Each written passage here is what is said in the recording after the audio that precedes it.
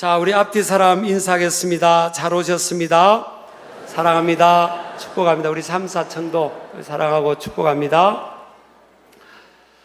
저는 오랫동안 교회 다닌 분들께서 가장 어린 시절부터 많이 들었던 성경 본문 내용을 가지고 오늘 여러분과 함께 21번째 하늘 소망을 노래하는 사람들, 세상과 맞짱 뜨는 사람들, 이런 제목으로 여러분과 말씀을 나누고자 합니다. 한마디로 말씀드리면 다윗과 골리앗의 싸움입니다. 골리앗과 다윗과의 싸움이에요. 결국 다윗이 이깁니다. 사실 인간적인 기준으로 계산으로 보면 계산이 안 되는 싸움이에요. 골리앗은 6규빗 한 뼘이라고 했습니다. 키가 우리 치수로 보면 약 2m 90cm예요. 우리 확실히 우리 신기록들은 이 스케일이 커서 무슨 말을 해도 뭐 그러네. 그런데 이 소년 다윗은 평범한 신체였던 것 같아요. 사울 왕이 입던 갑옷을 빌려주는데 그것이 맞지가 않았어요. 그래서 갑옷을 벗고 또 칼도 맞지가 않고, 그래서 그런 자신이 익숙한 막대기와 돌멩이 5개와 물매를 가지고 골리앗 앞에 맞서는 겁니다. 다윗이 계획한 싸움이 아니었어요. 이 블레셋이라는 나라는 헬라 문화권에서 스며들어온 민족이었기 때문에 헬라 문화는 로마 대제국의 싸움을 보면 그렇잖아요. 적군하고 또 우군하고 최고로 싸움을 잘하는 사람을 대표로 맞짱을 뜨게 해서, 그래서 이기면 지는 군인들이 이기는 군인들에게 항복하는 그런 문화가 있었어요. 그래서 블레셋 이 군대에 가장 싸움을 잘하고 또 이 전투력이 있는 이 골리앗이라는 이 적장의 장수가 이스라엘 군대들 앞에서 나하고 맞짱을 뜨자는 거예요. 그래서 너희들이 이기면 우리가 너희들 앞에 머리를 숙이고 항복하겠고, 내가 이기면 너희들이 머리를 숙이고 항복해라. 그런데 4개월 동안 이렇게 싸움을 요청했지만 이스라엘 장군들하고 군인들이 감히 싸우겠다는 사람이 한 명도 없는 거예요.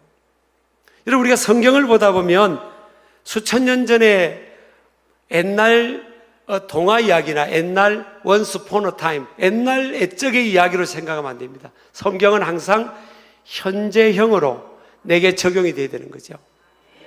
하나님의 택한 백성들이고 하나님을 믿는 사람들인데 4개월 동안 하나님을 모욕하고 이스라엘의 군대를 모욕함에도 불구하고 아무도 싸움에 나서질 않는 거예요. 다 두려움에 빠져서 벌벌 떨고 있는 겁니다. 그런데 다윗이 그 전쟁터에 가게 된 거예요. 다윗이 계획이 아니었어요.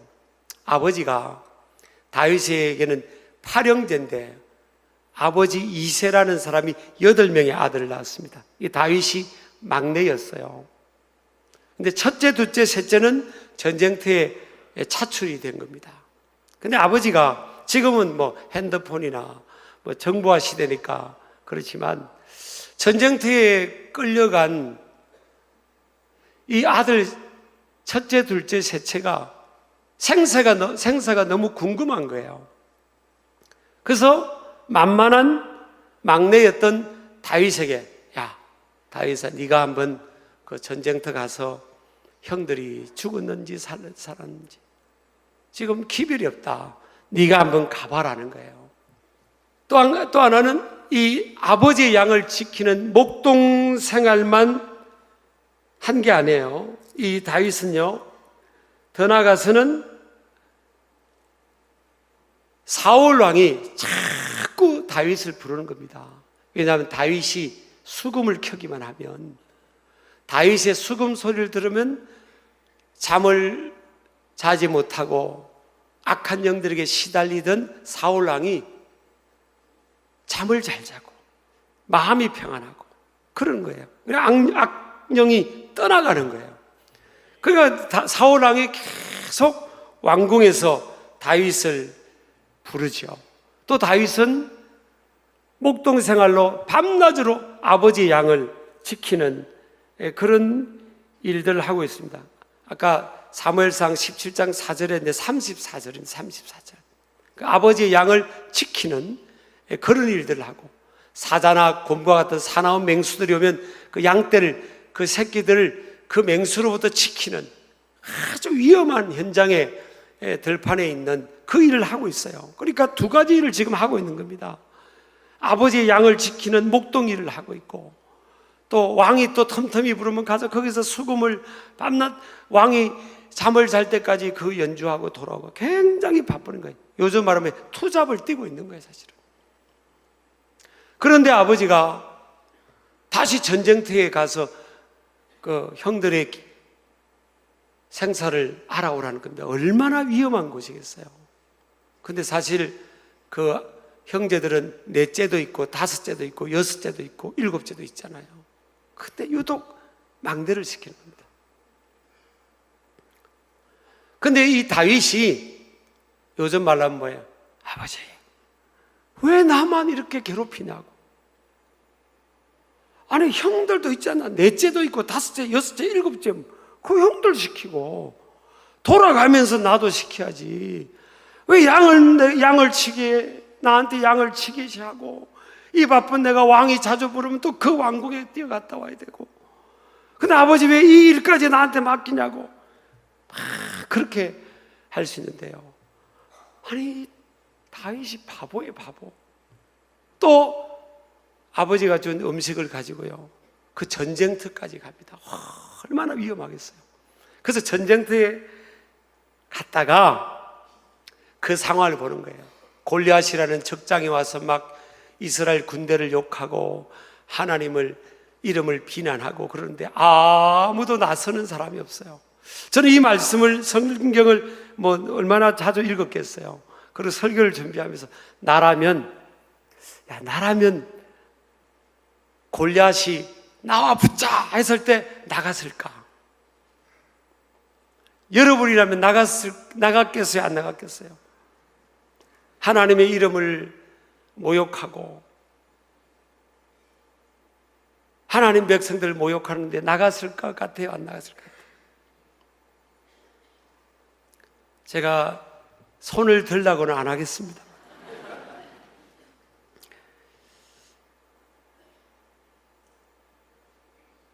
다윗이 열을 받아버린 겁니다. 요즘 아이들 말로 하면. 여러분, 열 받을 필요가 있을 때는 받아야 돼요, 사실은. 매일 열 받는 사람 있죠?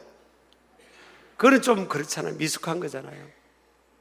근데 하나님의 이름을 모욕하고 하나님 백성들을 욕하는데 다윗이 가만히 있을 수가 없는 거예요.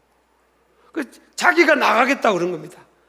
자기가 나가겠다고 하니까 그때 형들을 만났는데 형들이 뭐라고 하는가 하면, 야, 다윗아, 너 왜 이렇게 교만하냐?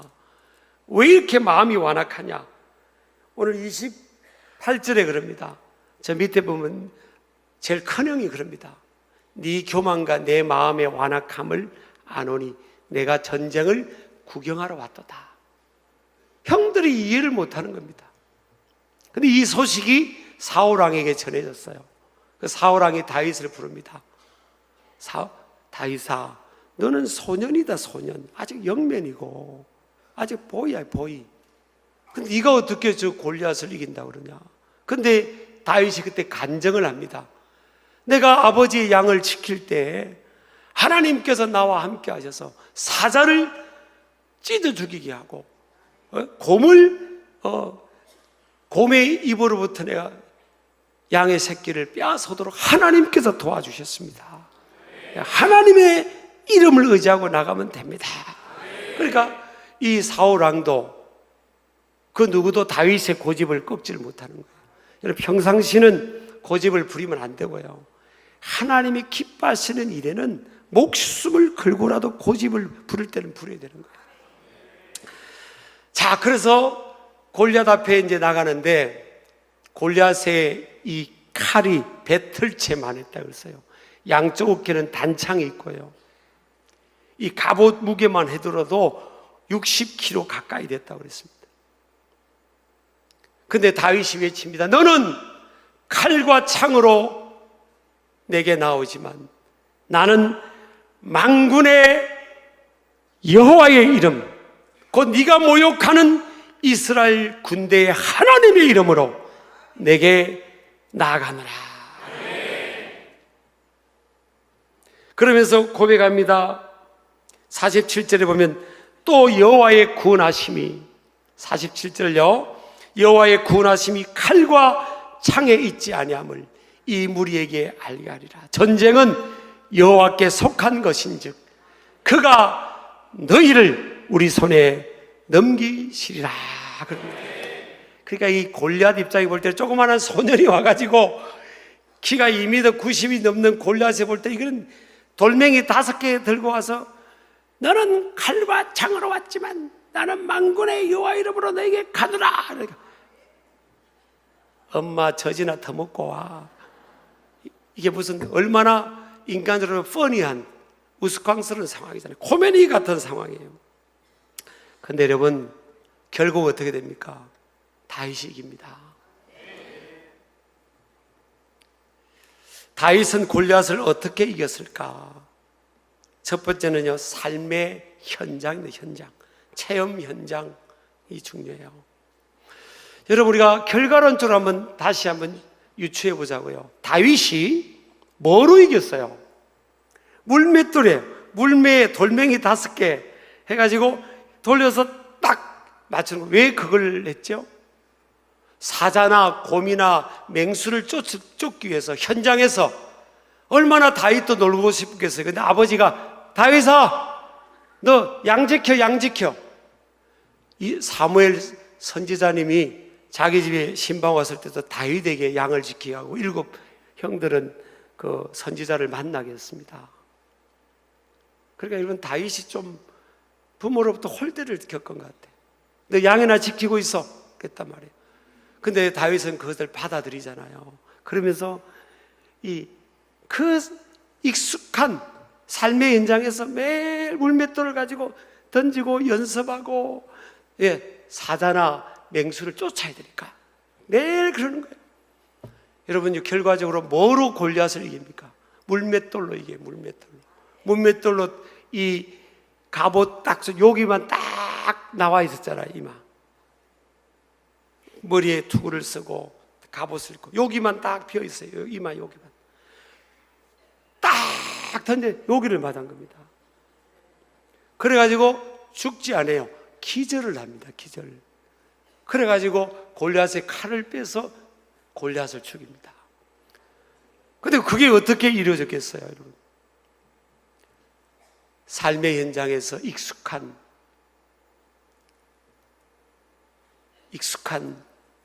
그 물매, 돌멩이 5개, 막대기. 양을 치는 경험이 없었다면 그런 일들이 일어나지 않았겠죠. 여러분, 우리가 하나님이 쓰시는 사람들을 보면 이게 삶의 현장이 중요한 거예요. 보통 요즘 젊은이 같은 뭐예요? 아버지가 너 전쟁터 가서 형이 죽은지 살았는지 형들 죽은지 살았는지 갔다 오보라면 아빠는 왜 나만 그러냐고. 형님들이 없냐고. 형들이 진짜 인생 정말 그렇지 않겠어요? 그래 안 가버리면 어떻게 하겠어요? 안 가버리면. 여러분, 안 갔으면 골리앗을 만날 일도 없었고요, 왕이 될 일도, 장군이 되고 왕이 될 일도 없어요. 여러분, 이게 하나님의 역사는 삶의 현장에서 일어납니다. 그래서 아버지와도 부드러운 관계를 맺은 거예요. 이제 모든 길은 로마로 통한다는 말이 있잖아요. 다 길이 연결되어 있다는 거예요, 사실은. 근데 또 하나의 의미는 뭐냐? 모든 인간관계는 다 연결이 되어 있어요. 애나 어른이나 다 내 인생과 연결이 되어 있는 거예요. 여러분, 우리 몸에 혈관이 참 미세의 혈관부터 뭐 정맥이나 동맥까지 다 큰 혈관까지 다 연결이 되어 있는 것처럼 우리 인생이 연결이 되어 있다니까요. 이걸 아셔야 돼요, 여러분. 그렇게 인간관계를 이렇게 이 동맥경화가 뭐예요? 이 딱딱 혈관이 이 굳어지는 거잖아요, 이게. 인간관계가 이렇게 굳어지면 안 돼요. 아버지가 다윗아, 너 갔다 와. 안 가요. 그럼 굳어진 거예요. 막히는 거예요, 인간관계가. 그래서 문제가 생기는 거예요. 여러분, 삶의 행복한 삶과 그렇지 않은 삶 차이는요, 다른 차이가 아니에요. 관계성이에요, 관계성이 부드럽게 다 뚫리는 사람은요, 행복한 거예요. 그러니까 저는 목회가 행복하다고 한 게 뭐 다른 게 아니에요. 장로님들하고 행복하죠. 또 권사님들 얼마나 저를 또 우리 부부를 그렇잖아요. 그러니까 눈빛만 봐도 하잖아요. 뭐 청년들, 안수입 사람들, 뭐 어린아이들까지 관계가 막힌 게 없어요, 사실은.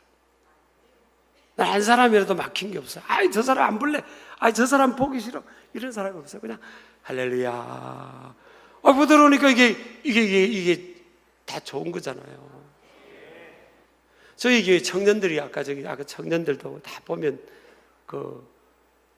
우리 교회도 보면 목사님들 아들, 장로님들 아들, 딸들도 많아요. 지방에서 올라오고. 신길교회 담임 목사하고 사이가 안 좋으면 그 목사님들이, 장로님들이 우리 교회로 보내겠어요? 관계가 부들부들 하니까 아버지, 나 직장 되는데 어디 교회 갈까요? 그 신길교회 가라, 신길교회. 좀 아멘 좀 하세요. 그래서 오는 거잖아요. 그래서 자기들이 와 눈이 맞아가 결혼도 하고 막 그런 거잖아요. 다 보면 이게 여러분, 이게 제가 누군가 섬기고 좋은 관계를 맺는 쉽지 않을 수도 있지만 결국은 그 복이 돌아오는 겁니다. 복이 자신에게 돌아오는 거예요. 우리 아멘 하시기 바랍니다. 그러니까 삶의 현장은 자신을 훈련하는 최선의 필드입니다. 사실은 삶의 치열한 현장이 사실은 기회장입니다. 자꾸 현장을 떠나고 싶어하고 현장에서 이렇게 반복적으로 양을 치고 이걸 보링하게 이렇게 귀찮게 생각하고 이게 복이 아니라고 생각해 버리는 거예요. 매일 돌멩이 던지고 맹수를 쫓아내기 위해서 그 연습하고 혼자서 양을 치고 그 외롭게 있는 그런 시간이 내 인생이 왜 이렇게 꼬였냐? 나는 어떻게 복이 없어 저런 아버지를 만났냐? 이렇게 다윗이 생각한 게 아니라고요. 그래서 막 던지면서 언젠가는 써먹을 거야. 사자야 와라, 고마워라. 내가 반응이 있을 때까지 계속 이렇게 말하려고 그렇게 한 거예요. 지금 그게 나중에 왕이 되는 역할을 할 줄 누가 알았겠어요, 여러분? 이게 인간은요 알 수 없어요. 믿으시기 바랍니다. 하나님은 삶의 불편한 현실 속에서 약속을 이루시는 거예요. 거기서 축복의 역사, 기적을 이루십니다. 하나님은 매 순간의 삶의 현장을 통해 역사하고 계신다. 그래서 저는 여러분 우리가 붙들어야 됩니다. 이 모토를, 현실이 뭐예요? 기회입니다. 지금 오늘이라는 이 현실, 나의 삶의 이 컨텍스트입니다. 어떤 사람은 자꾸 현실을 도피하고 싶고 그냥 피하고 싶고 거부하고 싶고 이러잖아요. 근데 하나님 앞에 복이 있는 사람들 가만히 보세요. 어떤 상황이든, 심지어는 골리앗과 같은 상황이라도 아버지가 전쟁터 가라면 내 아버지인데 뭐 어떻게 하겠어요? 내 아버지인데. 아버지를 바꿀 수는 없잖아요. 여러분 또 교회 와서 우리 아버지 바꿔주시고 우리 남편 바꿔주시옵소서. 그럴 수 없잖아요. 전능하신 하나님이시지 않습니까? 우리 남편 좀 바꾸달라고. 그럼 하나님이 그럴 거예요. 네가 좀 바뀌어라. 현실이 기회입니다. 이 내 오늘이라는 현실이 기회라고요. 이 태도가 중요한 겁니다. 그리고 다윗은 뭐예요? 익숙함이에요. 계속 반복한 거예요. 익숙한, 이게 복이라니까요. 우리 집에 가면 가족이 익숙하잖아요. 우리도 지금 37년 차가 됐어. 37년 차 결혼 얼마나 이게 익숙한 거예요. 이게 복이라니까요. 아유, 어떻게 한 여자하고 37년째 사냐. 아이고 참, 아이고 보링하다. 보링. 다른 여자라가 없을까? 이런 미련한 곰탱이들이 어디 있어요? 그 매일 반복 익숙함이 그게 복인데, 믿으시기 바랍니다. 그 루틴의 익숙함이 무료감을 줄 수 있지만, 이 전문성, 반복되는 그 루틴에서 전문성이 생기는 거예요. 아무도 흉내 낼 수 없는, 따라올 수 없는, 이게 전문성이에요. 계속 던지는 겁니다. 계속 던지는 겁니다. 제가 예를 들어서, 매일 설교하고 교인들 만나고 매일 참, 그러다가 제가 이제 목회하다가 또 오늘 사업 한번 해볼까, 비즈니스 좀 하다가 직장 한번 다녀볼까, 직장 좀 한번 다녀보다가 남대문 가서 양말 좀 팔아볼까, 양말 좀 해보다가 목회하다 뭐가 되겠어요? 뭐가 이게 뭐 이루어지는 게 없는 거예요. 그냥 그냥 저거나 사나, 그냥 내게 주어진 환경에서 거기를 가야 거기서 나도 모르게 이 전문성이 주어지는 거예요. 제가 얼마 전에는 우리 찬양 인도하는 목사님들하고 찬양단하고 연습을 한번 시켰어요. 몇 번. 전 약간 제가 전문가예요. 사실은 성가대 치유도 한번 해볼까요?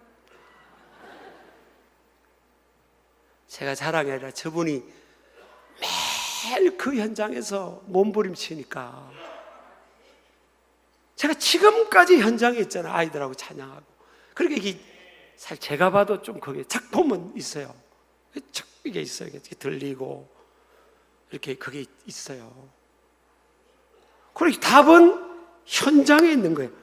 우리 오늘 이번에 안 되신 박경만 선생님, 답은 현장에 있어요. 네. 아멘 잘하시네. 난 저분은요 진짜 하나님 쓰실 거예요.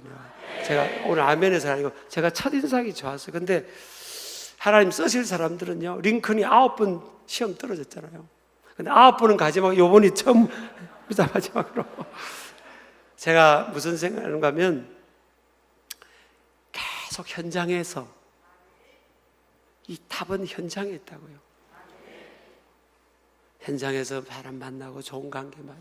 이게 늦는 것 같죠? 나중에 가장 빠진 길입니다. 행복이 어디 있어요? 가정. 우리 아내가 이제 급한 일이 있어가지고 택시를 타고 오는데, 저하고 이제 제가 이제 전화를 그때 했나 봐요. 우리 아내에게 전화를 했어요. 이렇게 우리는 대화하면 이렇게 말을 잘 안 나와요. 그냥 좀 경어를 써요. 여보 어디에요? 이렇게 이제 대화를 이렇게 주고받는 거예요. 그게 이제 기사님이 좀 이상하게 생각하는 것 같아요. 남편인 것 같은데 대화는 말을 안 넣고 부드럽게 이야기하고 그러니까 아저씨는 아닌 것 같고. 그리고 이분이 이제 전화를 끊고 우리 아내에게 물었대요. 그분이 이제 여쭤보셨대요. 그 전화하신 분이 혹시 누구시냐고 그랬더니 우리 아내가 우리 남편이라고 그랬더니 너무 이렇게 표정 너무 깜짝 놀라서, 아니 남편한테 그렇게 대화하냐고. 남편한테. 그러면서 기사님이 그랬다. 우리 아내는 나한테 뭐 식사 시간 되면 밥 처먹어서 그런다는 거야. 익숙하니까 이게 너무 익숙하니까 이게 소홀하는 거예요. 여러분 지금 익숙한 직장, 익숙한 삶의 현장, 익숙한 가정, 익숙한 교회, 이걸 우리도 모르게 소홀한 거예요. 매일 반복되니까. 우리 교회가 얼마나 좋은지도 막 어떤 분이 처음 오신 분들은 난리 납니다. 우리 총리님도 그랬잖아요. 그 총리공간 옆에 우리 교회 같은 교회를 찾아봤더니 못 찾았다고 그랬잖아요. 내가 총리공간에도 숨겨놓은 스파이가 있어서 너무 좋은 거예요. 여러분 결혼하고 아까 신혼부부 있죠?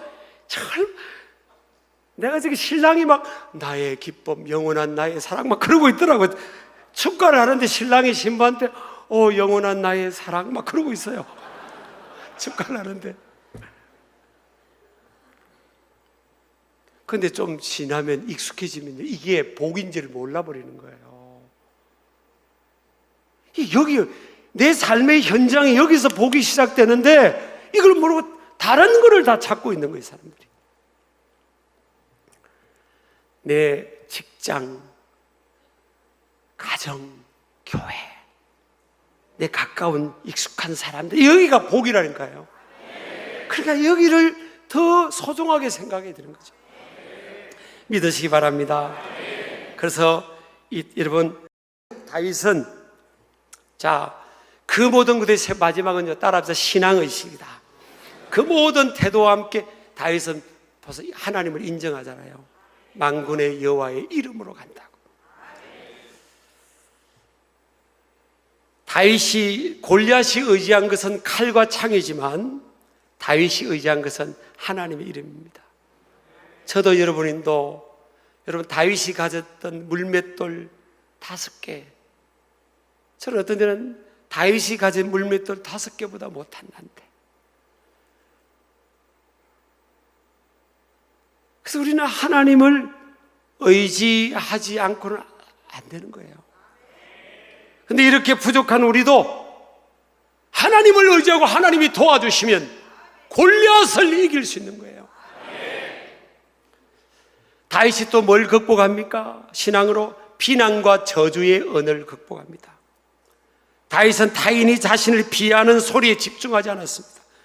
형들이 같이 평생을 살아갔던 그 형들이 다윗을 뭐라고 평가합니까? 너 교만하다, 너 완악하다 그럽니다. 이 젠챙이들이요, 이 군대 용어로 쫄따구들이 여러분 장군들을 이해하겠습니까? 하나님이 볼 때는 생물학적으로 볼 때는 다윗이 막내지만 하나님이 볼 때는 다윗이 장군 아닙니까? 이 다윗의 형들이 쫄따구들이 다윗을 이해하겠어요? 그 하나님 앞에서 하나님 의지하는 골리앗 앞에 맞짱, 자기들은 골리앗 앞에 서지도 못하면서 뭐예요? 자기들은 서지도 못해. 이 얘기를 하는 것도 아니에요. 한번 서보기도 해야 되는데 서지도 못하는, 정말 그죠? 그런데 다윗을 이해를 못하는 거예요. 그러니까 그 눈으로 보니까 다윗이 교만하게 보인 겁니다. 하나님을 의지하는 영적 자신감을 이해를 못해요. 여러분 누구한테 제일 상처받는지 알아요? 여러분, 내 가까이 있는 사람들한테. 가까이 있는 사람들이 그 말의 평가, 나를 판단하는 그 평가.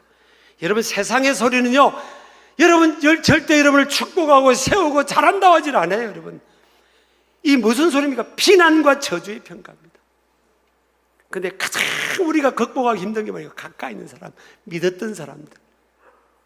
근데 다윗이 보세요, 얼마나 이런 지혜롭습니다. 다윗이 그 형들의 평가에 오래 머무르질 않아요. 28절 보세요. 28절 그 제일 큰 형이 그렇게 합니다. 네 교만과 네 마음의 완악함을 안다. 네가 전쟁을 구경하러 왔다. 다윗이 지금 전쟁 구경하러 왔어요? 아버지가 보내서 자기 형들 살았는지 죽은지 목숨 걸고 그것이 왔는데 오해받습니다. 비난과 오해를 받는 거예요. 지금 제일 큰 형이 지금 이러고 있는 거예요. 여러분, 근데 다윗이 얼마나 지혜롭습니까? 그 형의 평가에 머물러 있질 않아요. 이게 여러분, 여기서 보통 사람과 지혜로운 사람 차이가 납니다. 어떤 사람은 뭐예요? 가까이 있는 사람이 누가 말한 것을 평생 묵상합니다. 하나님의 말씀을 평생 묵상해야지. 누가 우리 형제가, 우리 배우자가, 누가 우리 부모가, 우리 자녀가 나한테 이런 말했지, 그걸 꼭 평생 묵상해. 그럼 거기서 그 말에 묶여서 못 나오는 거예요. 여러분, 다윗만약 우리 인생은 축복하는 사람보다는 양을 이리 가운데 하나님 예수님이 보낸다고 했으니까 우리를 물어뜯고 비난하고 잘 되는 걸 싫어하고 축복하는 걸 싫어하고 안 좋게 말하고 오해할 훨씬 많아, 이 문화가. 근데 다윗은 뭐예요? 나이가 어렸는데 빨리 빠져나옵니다. 저도 보니까 굉장히 빨리 나는 3분에서 5분이면 돼요. 그렇다고 여러분 실험하지는 마시기 바랍니다. 난 제가 가면 한 3분에서 5분이면 싹 빠져나와요. 누가 뭘 실어서 별일 다 말. 주님, 빠져나옵니다. 거기 머물러 있으면 안 돼. 나만 손해요. 빨리 빠져나오는 거예요. 상관인 사울이 평가합니다. 야, 너 안 된다. 이 싸움 너 큰일 난다. 객기 부리지 마라. 근데 그 소리에 매이지 않아요. 또 빠져나옵니다. 적이었던 골리앗이 그럽니다. 엄마 젖이나 더 먹고 와. 너 젖비린 났는데 니하고 내가 무슨 장난치냐? 그것도 듣지 않아요. 빠져나옵니다. 여러분, 굉장히 중요합니다. 여러분, 우리 오늘 하나님 말씀 듣는 우리 신길 가족들이나 우리 하나님의 백성들은요, 이 말에, 이 저주의 말, 비난, 정죄, 저주라는 게 뭐예요? 잘 끌어내리는 말 아닙니까? 이런 말의 언어에 묶여있지 마세요. 빨리 빠져나요. 그냥 옆 사람에서 저 말리지 마세요. 저는 빠져나갑니다. 저는 제가 자랑할 건 없지만요, 제가 가만히 보니까 너무 빨리 빠져나오는 거예요. 하나, 이게 은혜예요. 저는 별소리 다 듣잖아요. 이 세상은 잘 되는 걸 원치 않잖아. 그러면 아멘. 그냥 빨리 빠져나와요. 그러고 다니면서 할렐루야 이러잖아요.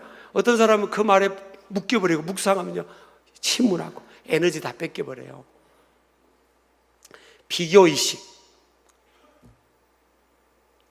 타인이 가진 것에 집중하지 않았습니다. 골리앗이 가진 칼과 창에 다윗이 그것을 집중하지 않았어요. 비교의식으로 빠져나오십시오. 다윗은 뭐예요? 경험적 익숙함, 내가 잘할 수 있는 것, 내가 할 수 있는 것, 내가 가진 것, 박대기, 돌멩이 5개, 물매, 그것이면 충분하다는 거예요. 나는 이렇게 내세울 게 없지만 그 위에 전능하신 하나님이 역사하는 겁니다. 우리 아멘 하시기 바랍니다. 그리고 마지막 다윗은 말의 권세가 있습니다. 말. 선포합니다. 너는 칼과 창으로 오지만 나는 만군의 여호와 이름 곧 내가 모욕하는 이스라엘 군대의 하나님의 이름으로 내게 나아가노라 말하잖아요. 로마서 10장 10절 보면 마음으로 믿어 의에 이르고 입으로 시인하여 구원에 이른다. 믿음의 말을 하고 긍정의 말을 해야 됩니다. 말에 이 권세가 있어요. 여러분 아멘 하시기 바랍니다. 그 다음에 다윗의 제일 중요한 건 뭐예요? 실행력입니다. 다윗은 적극적으로 실행에 옮깁니다. 말까지만 한 게 아니에요. 자, 오늘 47절에 보면요, 누가 골리앗 앞에 골리앗이 먼저 달려갑니까? 다윗이 먼저 달려갑니까? 보니까 48절에 보면 블레셋 사람이 일어나 다윗에게로 마주 가까이 올 때 다윗이 블레셋 사람을 향하여 빨리 달리며 그럽니다. 다윗이 더 달려가는 겁니다. 행함이 없는 믿음은 죽은 믿음이에요. 여러분, 믿음은 행함이에요. 믿음은 행함으로 이 믿음을 증명해야 되는 겁니다. 그래서 야고보서 2장에 보니까 17절 이하 보니까 이와 같이 행함이 없는 믿음은 그 자체가 죽은 것이라.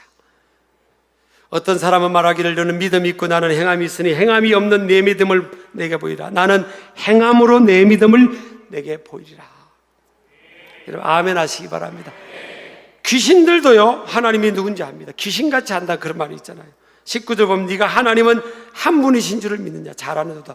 귀신들도 믿고 떠느니라. 근데 귀신의 특징이 뭐예요? 안 행하잖아요. 하나님 기뻐한 대로 행하지 않잖아요.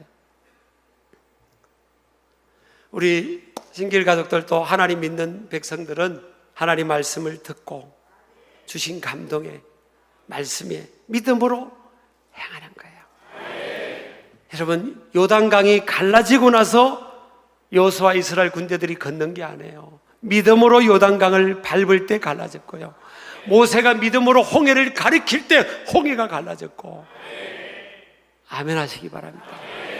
오늘날도 여러분, 믿음으로 나아가면, 저는 골리앗 같은 이 거대한 가로막는 장애물을 지나도 하나님의 능력으로 능히 이기게 될 줄 믿습니다. 어둠의 권세를 이기게 될 줄 믿습니다.